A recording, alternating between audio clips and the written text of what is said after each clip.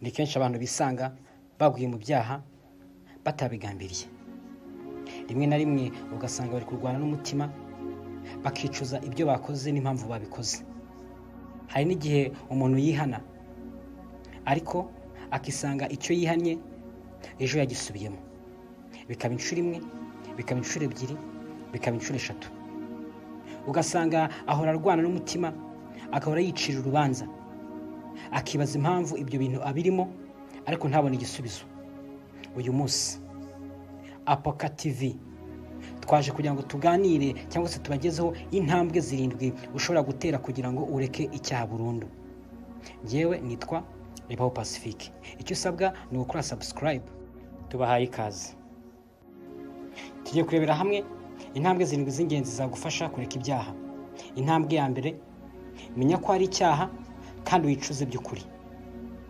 Ntushobora kureka ibyaha utemera ko ari ikibazo.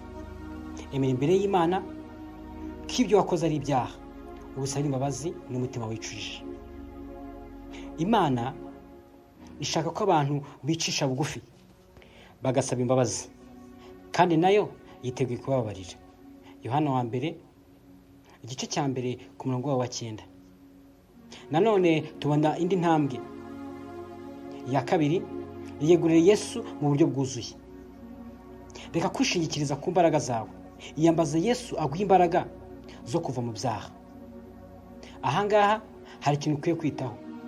Ukwiye gutekereza neza ko imbaraga zawe wowe ubwawe zidakwiye kuba zashobora guhangana n'ibyo urimo muri iyi minsi cyangwa se uri kunyuramo muri iyi minsi bigatuma wisanga wakoze icyaha. Ahubwo tangira gutekereza uburyo ukwiye kwiyambaza Kristo mu buzima bwawe, akaba gushoboza kugira ngo ubashe kureka ibyo byose uri kunyuramo biri gutuma ukora icyaha. Indi ntambwe ya gatatu, hindura ibitekerezo. Igihe cyose utarahindura ibitekerezo, igihe cyose utarahindura imitekerereze, n'ubundi uzisanga wasubiye muri bya bindi wakoraga cyangwa se muri bya byaha. Kubabarirwa ntabwo bihagije gusa, ugomba no guhindura imitekerereze n'imyanzuro ufata umunsi ku wundi. Nta kwicuza utavuye hahandi n'ubundi wagiriye intege nkeya. Buriya ni kenshi abantu bagerageza kwihana bakavuga ko bihanye ibyaha, ariko ikibatera ibyaha ugasanga rimwe na rimwe birirwana nabyo, bagendana nabyo, ndetse barasangira umunsi ku munsi. Ariko kugira ngo ugire imbaraga zituma ureka ibyaha burundu, nuko bya bintu bigutera kuba wakora ibyaha ugomba kubisiga, ukabivamo, ukabireka, ugahindura imitekerereze, ukavuga yuko ibintu biretse burundu. Urwandiko Pawulo yandikiye Abaroma ibice 12 ku murongo wa 2. Ikindi cya kane, irinde ibikugerageza.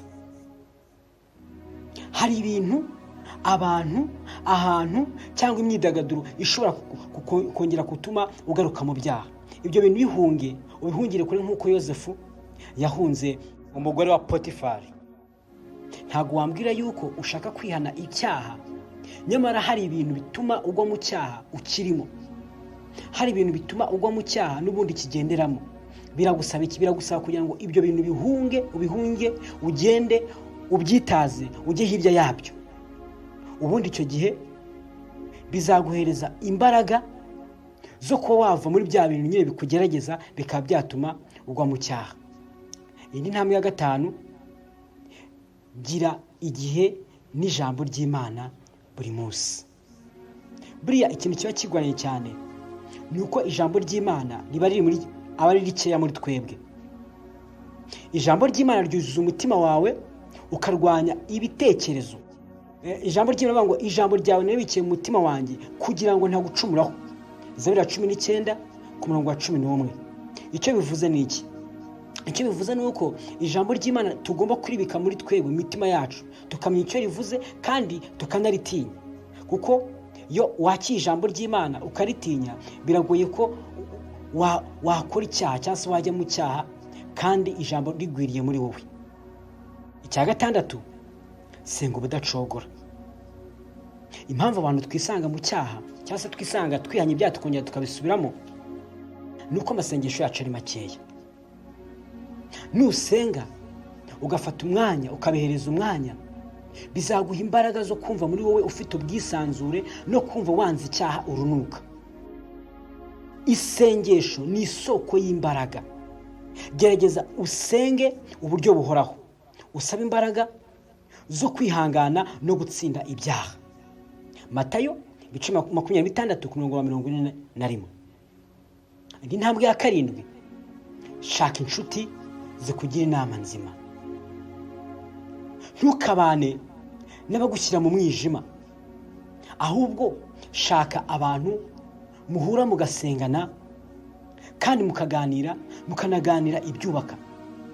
Sangira n'abo bantu cyane cyane ijambo ry'Imana ari ryo ryuzura muri mwebwe kuruta andi magambo cyangwa se kuruta ibindi bikorwa. Ibyo bintu bizagufasha iki? Ibyo bintu bizagufasha ko kenshi ijambo ry'Imana rizagwira muri wowe cyane, ndetse bigatuma udasubira muri bya byaha n'ubundi wihannye. Imigani 13:20.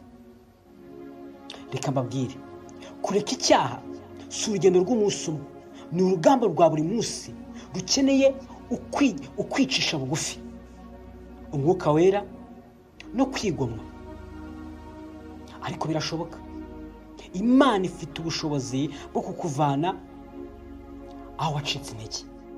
Turabashimiye.